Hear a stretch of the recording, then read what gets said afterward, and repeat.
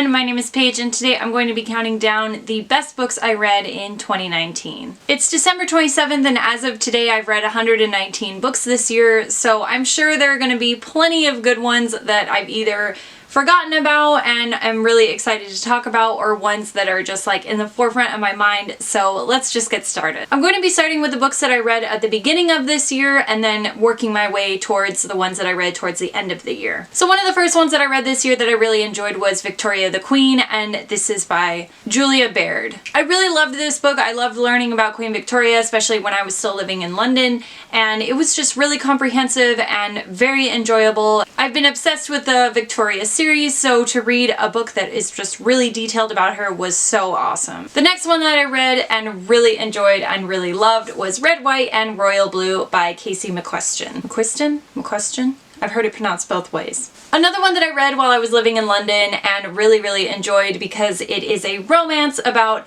the president's son and the queen's son, and they kind of have this like ruse where they have to pretend they're dating and then they actually fall in love, and it is just so wonderful. I'm sure everyone is going to be talking about this on their best of 2019 lists, and honestly I can definitely say it's worth the hype. Another one that I flew through this year was Going Off Script, and this is by Jen Wilde. I've only read one other of Jen Wilde's books, and that was Queens of Geek, and I think that was honestly on one of my favorite lists of probably like 2017, 2016, but Going Off Script was just so amazing and I really loved it. I think I flew through it in like literally like 2 or 3 hours because I was just enjoying the story so much, and I don't know, Jen Wilde I think just has such a casual way of writing that makes you feel like you're there with the characters, and I really enjoyed everything that was going on in this. I also really enjoy books that have a lot to do with like Hollywood and movies and stuff like that, so this was perfect for me. Another big favorite of mine this year was The Seven Husbands of Evelyn Hugo, and this is by Taylor Jenkins Reid. This is the first book that I've read by Taylor Jenkins Reid and I loved it. I was so obsessed with it. I flew through it in less than a day, and I told my mom she had to read it and my sister, and I don't know, I couldn't put it down. I also hear this is being turned into a TV show on Freeform, which I'm kind of skeptical about because Freeform, I don't know, that doesn't inspire a lot of confidence in me, but I'm just kind of excited to see whatever they're going to come up with an adaptation for this, and I hope they do a really good job. But this is honestly one that I might reread in the next year because it was just so amazing. If you haven't read anything by Taylor Jenkins Reid yet, I definitely recommend picking this up. Okay, this next view is a series that I read and finally picked up this year, and that was the Winter's Curse Trilogy by Marie Rutkowski. I'm pretty sure I'm saying that wrong. So I first read The Winter's Curse and really enjoyed it, and then obviously picked up The Winter's Crime and finished with The Winter's Kiss. I loved these books so much. I flew through the audiobooks when I was still living in London and I just couldn't put them down. Oh, I can't say enough good things about this series, and she's coming out with another book next year that's set in the same world, and I'm very excited about it. My bookshelves are a complete mess.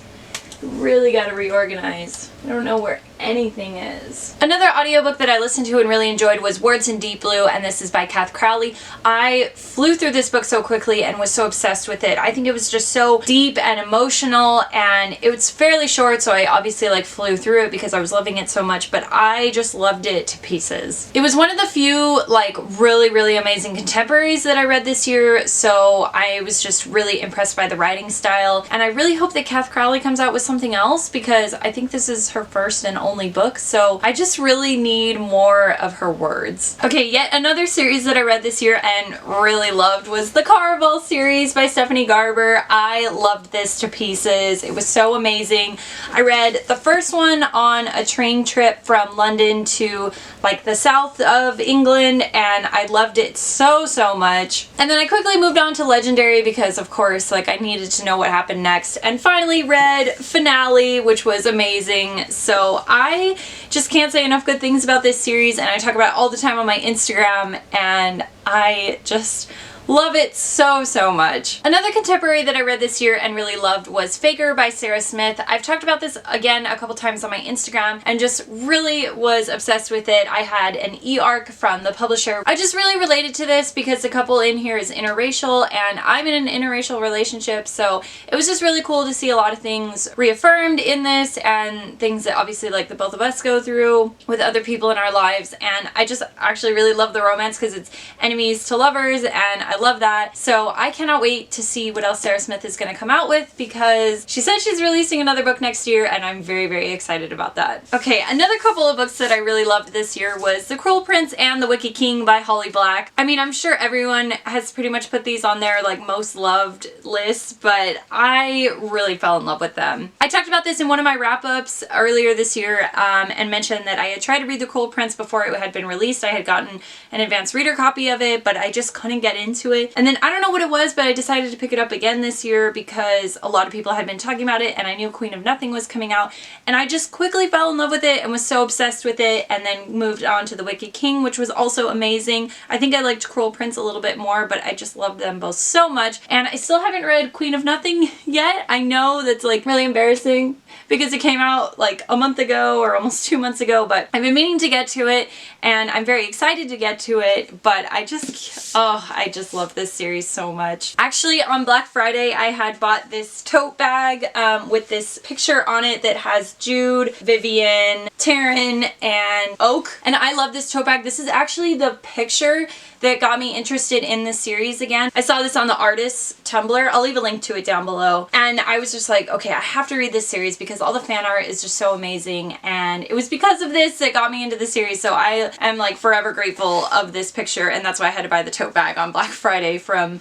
Beacon Book Box, actually. I also then finally picked up Shadow and Bone by Leigh Bardugo and fell in love with this series as well. I still haven't read the last one yet. I don't know what's wrong with me. I just haven't picked it up for some reason, but I loved the first one. So much so that I bought this little art print of Alina, and I just love it so much because I love her so much. I read Crooked Kingdom and Six of Crows before, but I had never read the Shadow and Bone series, so it was nice to finally pick it up anyway because everyone has been talking about it for so long, and now there's the whole Netflix thing coming out. I loved this. I love this so much. I know a lot of people like have mentioned that it was just kind of okay for them, but I just really enjoyed like the magic system and everything, and this is when I was really starting to get into fantasy more this year, so I loved it. Another book that I loved this year was The Deal, and this is by Elle Kennedy. This is one that I read on my Kindle, so I don't have like a physical copy to show you. But it's a very, very smutty romance book that has a lot to do with hockey and kids in college, and I just